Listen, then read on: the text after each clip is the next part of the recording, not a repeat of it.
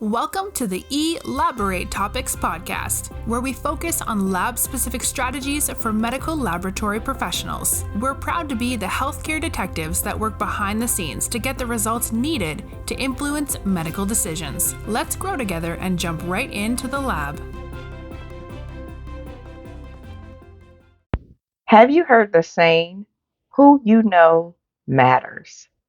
There's this notion that if you know a ton of successful people, that it will benefit you. Do you believe that?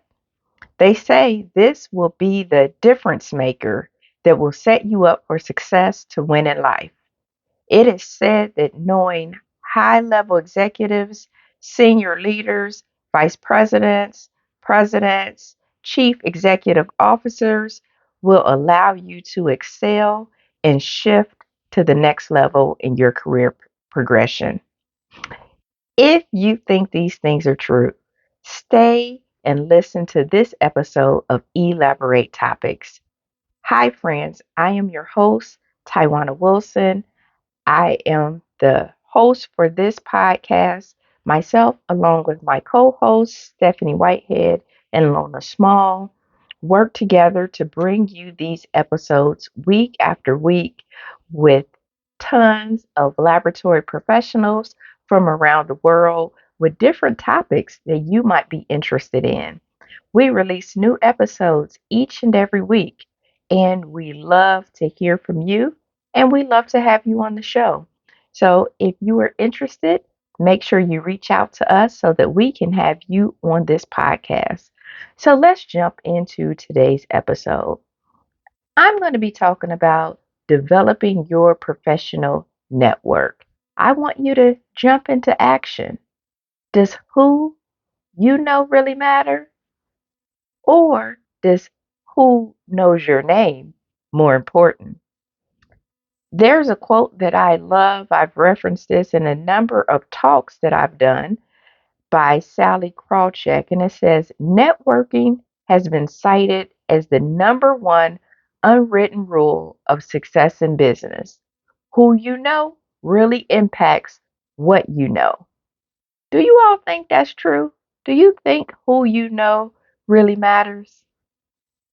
Well, I don't want to be the bearer of the bad news, but knowing influential leaders is only part of the equation. Having a quality professional network is the key to anyone wanting to get ahead and take their careers and businesses to new heights, or if you want to progress at your current employer, find new job opportunities, and build a lasting support system. So, does knowing the right people matter? Yes, sure it does. But the real influence is in the power of your own name. I like Destiny's Child, I like Beyonce, but when Beyonce was in the group Destiny's Child, they had a song called Say My Name. And this was an award winning song. I remember it my freshman year of college. There were a few girls on the floor, and they would wear that song out. They would play it all the time. And it reminds me of this topic of building your professional network and who knows your name. And that song by Destiny's Child, it makes you think about when you are around other people, do they know your name? Are they saying your name? When those people who are around you, are they saying your name in those circles of influence where you are around and even when you're miles away? So you may be thinking, how does this work? Well, there's no quick fixes. It does take time, it takes effort, it takes consistency and trust to build your professional network that has a high net worth to you. Networking is very important and it's more than name popularity. It's about making those meaningful connections with people you can learn from, who can in turn teach you new things. Successful networking consists of four key things, and I like to say jump. So, joining meaningful groups and organizations, utilizing your networking time effectively, maintaining your relationships, and proactively adding value to others in your sphere of influence. So let's start out with the first one, joining meaningful groups and organizations. So whether you are starting out or have a small circle, now is a great time to build your professional network. It's never too early to start and it's never too late to start. Start with the people you are already connected to, whether it's online or in person. And think to yourself, as you think about all of those friends you are connected to, those LinkedIn contacts, are you fully leveraging your connections? Are you even aware of the commonalities that you have with the people in your connections and in your relationships? When I think about the organizations that I am a part of, and I think about the groups that I'm a part of, I think about, am I really leveraging and building those connections? I'm a member of a sorority, and in my local chapter, we have a little around 200 members or so. And it's been a great place for me to start having conversations with people that are similar to me, women that are similar to me that have like interests, hobbies, career aspirations. And while the sorority is just one part that unites us, our relationship doesn't have to be limited to just this common goal that we have or common interest that we have. You can think about if you belong to a church, this would be another great place to start. Believe it or not, your church has professionals at every organizational level and a variety of skill sets. So you could start by asking someone in your Bible study class or Sunday school if they want to meet for coffee or, so that you can get to know them better. If you are part of alumni group, that's a good place where you can start to make those connections. You had in common your undergraduate college or your graduate college or your major that you had in school. So that's a great place to start with those common skills, those common interests, and then build from there. And the good news is that leaders are everywhere. So, in addition to tapping into your network that you already know, utilize professional organizations, book clubs, your sports teams, investor groups, any of those kind of groups, community service organizations, nonprofits. These organizations typically have conferences or some sort of continuing education meetings or meetups or webinars that you can partake in. The opportunities with these organizations allow you to meet new people and you get to learn new skills. So don't forget to leverage the power of those groups, but also don't forget the power of the internet and leveraging social media. Leveraging social media is a great way. You all have heard this story before, but my co-host and I met on social media. We met on LinkedIn, and that was a way that we kind of was we were able to build our professional footprint. We had a common interest of working with lab leaders such as yourselves, listening to this podcast, or friends of the laboratory.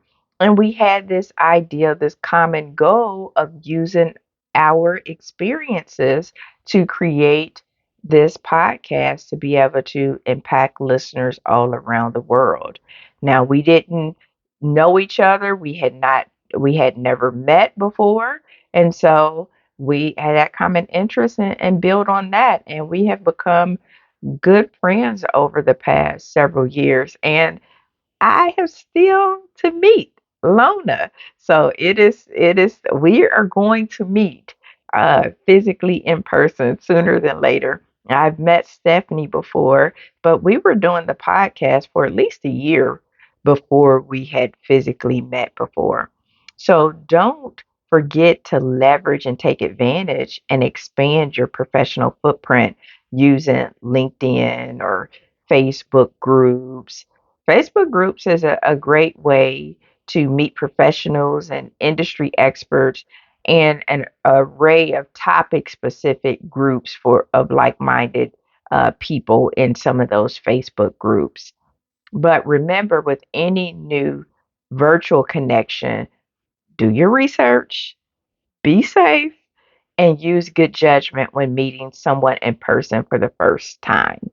So I definitely want you to expand your network and utilize your connections, but we also want to make sure that we are being safe as well.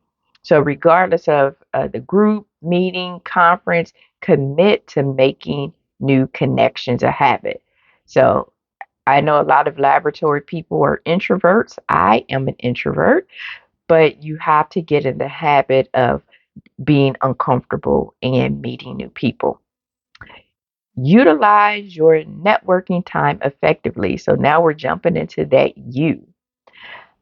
I can remember early in my leadership journey, I was in a meeting and one of my colleagues introduced me to the president and CEO of one of the top hospital organizations in this nation.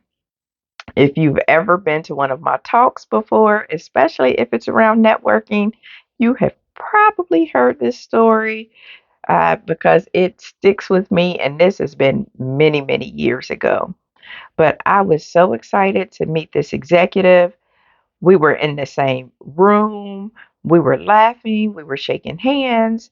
I told him who I was and shared my leadership success thus far within my current role and organization. And, although the encounter was brief, I was on cloud nine. I was so excited. I left telling everyone I knew this executive leader. I know blank or such and such, the CEO. And as luck would have it, later during that year after that first encounter, I had the honor to be invited to serve on a leadership panel with this same CEO and a few other leaders within our community. So we even sat together, we sat next to each other on this panel. And as I was sitting on the panel, I speak to this person by name, and then this executive extends their hand and asks me my name as if we had met before. And I'm thinking, well, this is odd. I thought, like, we had met before. We shared some laughs. I thought, like, I knew your name, you know my name, you know. I don't know. I changed my hair a lot, so maybe my hair was different and kind of threw him off. I'm not really sure. So I disregarded this time as a fluke. So the panel discussion, it went on. It was awesome. And I left on a high, telling everybody I served on the panel, which I was excited about. And I told everybody that I met this executive. About a month later, at an after work business event, guess who I see? You guessed it. You're right. That same executive. So I walk over like we're old friends, like we used to run track together and go out for coffee. And I say hello. I go over, I greet the person, only to be treated like I don't know if you all have seen the movie 50 First Dates, but I felt like that's where we were because the person introduced themselves again. They put out their hand and introduced themselves. And I'm like, hi, I'm Tywauna. We have met before. And by this time, my excitement was non existent because, here we are, here it is, the third time, and we're still introducing ourselves. But what it did is it taught me something. I realized that I had put too much stock in knowing their name, and that person didn't know my name at all. If there was someone, and I was thinking, if there was someone that was in their circle of influence who could be a resource for me, an advocate for me, or a sponsor for me, they would never know that I existed because that person was not saying my name in the rooms that they were in. So, what did that teach me? It taught me I had to stop putting so much stock into somebody else or relying on somebody else's name to build my network.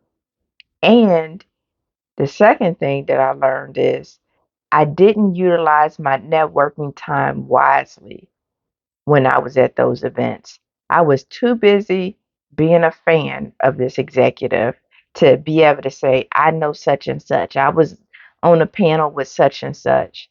So, what should you do when you are engaging with a new professional contact? Well, first thing is don't be going around talking about you know such and such and keep on saying it, especially if the person has no idea who you are. So when you are meeting a new professional contact, determine your goal. What are you wanting to accomplish from meeting this contact? What are your key talking points? Because sometimes you maybe only have 30 seconds. You may have 5 minutes. You may have 30 minutes. You don't know how much time you're going to have. So, what is your goal when you meet that professional contact? And it could be different for each person that you meet. You want to come prepared. Always be mindful and respectful of the time your contact took out of their busy schedule to meet with you, especially if this was somebody maybe you met at a networking event and now you're meeting for coffee or you're meeting for a virtual chat. Ask the right questions. People like to talk about themselves and share their expertise. So ask them their insight on the topic or how they would handle a particular situation. Don't be afraid to ask your contact if they know someone that you need to know. Now, that's powerful what I just gave you. That was a great tip. Don't be afraid to ask your contact if they know someone that you need to know. And if they do, would they mind connecting you with them? This is one of the most powerful questions that you can ask. And if you've listened to some of Stephanie's shows, she puts her guests on the spot and she will ask them, who do we need to be interviewing on this podcast? Who do you know that should be a guest on this show? And they'll give her some names. They may even give her 4 or 5 names. And she say, great. Okay. So connect us.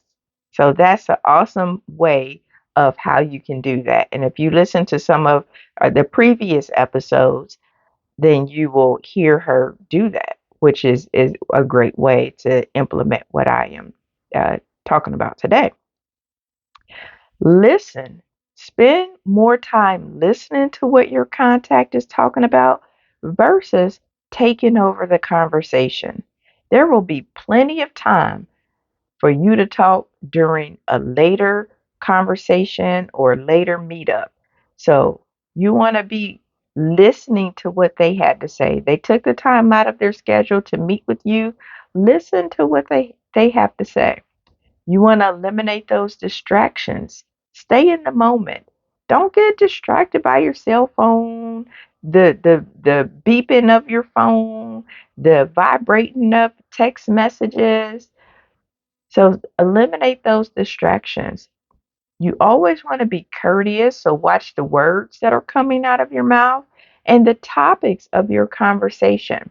It should be kept professional until you start knowing this person and develop a rapport with them and understanding what kind of topics that you can uh, talk about with this contact. And you always want to leave on a professional and positive note. So don't forget to thank the person for their time. Don't make promises unless you plan to keep them, and discuss next steps if you feel it's appropriate. So if you meet the person for coffee, you may say, would it be okay if I touch base with you via email or give you a call in about a month or something like that. So those are ways when you do meet a professional contact, have your goal. Come prepared. You don't know how much time you have. Make sure you ask them questions because it's all about them. Listen, eliminate your distractions, be courteous, but also leave on a positive note. You want to maintain your relationships. True networking is about cultivating relationships, building those relationships. It requires you to have a air quotes. If you could see me, I would be doing quotes. Pay it forward mentality and finding ways to serve versus just asking for favors from your connections. You do have to pay it forward. That is true. It starts with knowing what you can offer others to add value to them. As John Maxwell say, people of value add value to others. So get good with leveraging your skills, your network, and be intentional about what you can offer others. Make it a priority to always follow up, especially if you say that you will.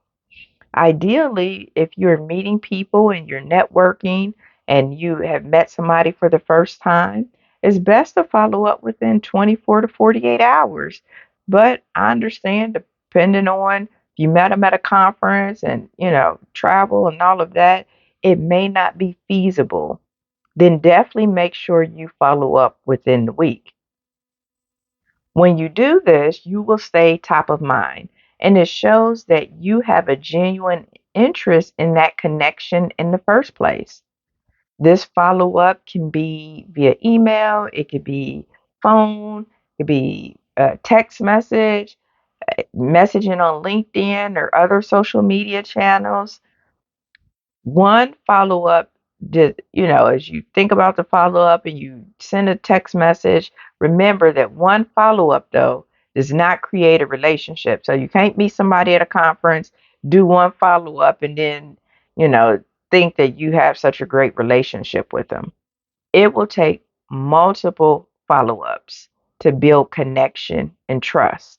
So every few weeks or every month, reach out to the person to see how you can add value to them and stay in their thoughts. The important thing is not to let the relationship dwindle because of neglect or lack of responsiveness. And I get it. Everybody is busy and time is of the essence, but you want to stay top of mind. Engage with the person by celebrating special moments in their lives, whether you're near or far. These could be, birthdays, work anniversaries, uh, marriage anniversaries, academic achievements, graduations, or other milestones.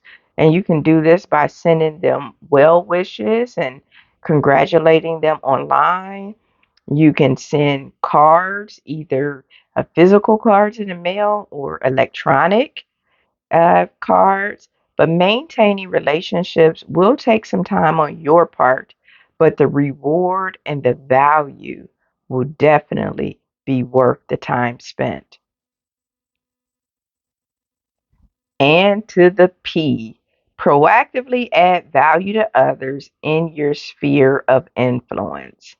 So now that you have the networking thing down, it's time for you to reach back and pull forward. Look at your network and see who could benefit and make the connections within your network. There are only 6 or 7 degrees of separation between each of us and the resource which holds the key to our next professional opportunity. So remember that just like somebody is the key that will open up your next door, you are the key that will open up somebody else's next door. And I can remember, I think it was in 2019, I had the opportunity to speak at a conference because a colleague leveraged her positive relationship with the event organizer. Now, she was the one who originally got the invitation to speak at this conference, but she had a schedule conflict and was unable to do it. So she knew I was in the leadership space. I was starting to get more speaking engagements. And so what she did is she not only did she tell me about the opportunity and told me to apply, but then she took it a step further and she reached out to her contact at the organization and gave me a positive referral about how I could be of value to the conference. And she made an email introduction connecting the two of us. She really was the key for me that unlocked this unseen opportunity. I didn't know about the conference. I had not pitched myself. I hadn't applied for it. I didn't even know it was happening. But she was that key for me. She didn't have to do that, but she understood that we as leaders, and we are from the same hometown and went to the same undergraduate college, not at the same time, but she understood that we as leaders are required to help each other grow our networks. When we help others grow, they help us grow, and in turn, leverage connections with us. So remember to never discount the value of someone because they don't hold a fancy title. So sometimes you might think, well, that person isn't a director, they're not a VP, they're not a president, they're not a CEO. Who do they know? How can they help me? So don't discount that. Titles are just titles. You don't know who knows who. You don't know who's going to coffee with who. You don't know who's sitting next to each other on the pew at church. You don't know whose girls are in Girl Scouts together. You just don't know. So don't discount a person because they don't have a fancy title.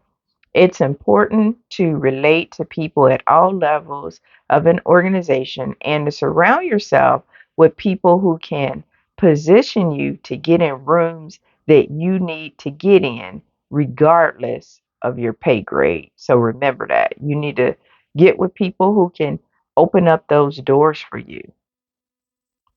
So now that I have given you a few tools that you can use, it is time for you to jump. It's time for you to jump into action and start to build your professional network. Start to get out there and network and gain those quality relationships.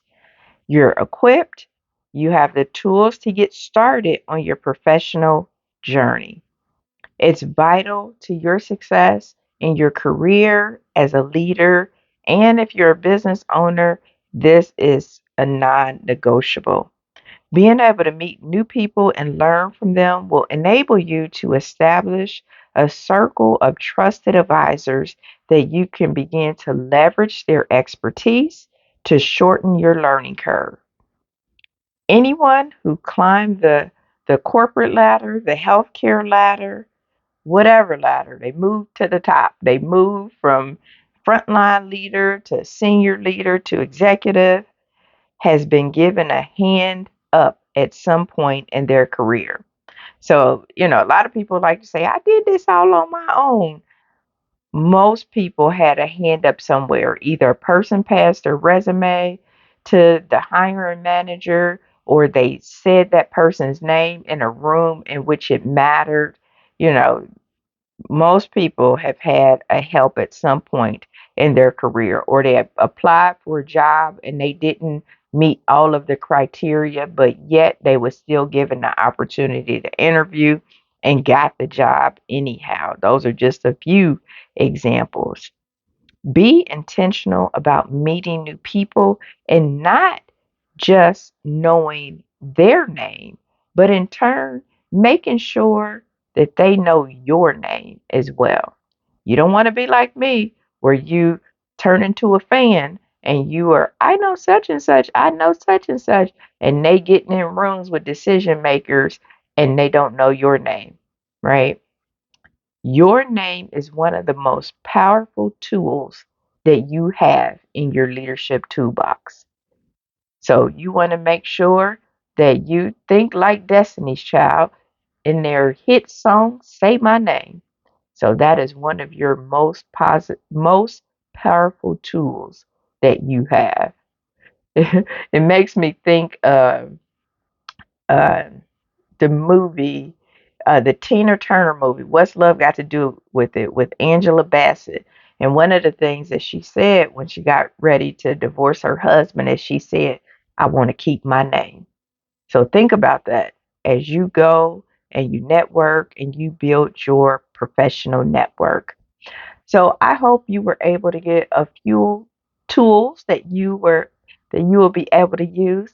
I look forward to you jumping into action. It's time to jump. You have those tools. So start meeting one new person a week. That's only 4 new people a month. And you'll never know what rooms your name might be talked about in. Thank you for tuning in to this episode of Elaborate Topics, where I, your host, Tywauna Wilson, your leadership mentor, have given you a few practical strategies that you can use. You can go back to our library of previous episodes on directimpactbroadcasting.com.